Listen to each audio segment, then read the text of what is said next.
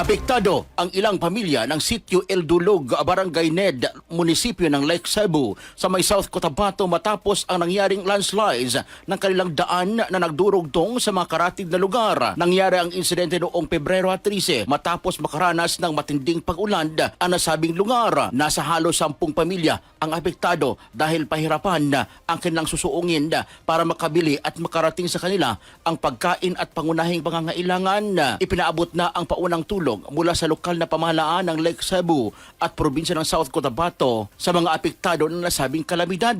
Ang nasabing daan ang nagdurugtong sa mga lugar ng South Cotabato, probinsya ng Sultan Kudarat at maging sa Sarangani Province. Tinitingnan na ngayon ng mga ahensya ng gobyerno kung anong nga ba ang sanhi ng pagkasira ng simentadong daan matapos ang mga pag-ulan. Kasama mo sa RMN General Santos, Radyoman Brian Oñate, Tatak RMN. RMN Network News.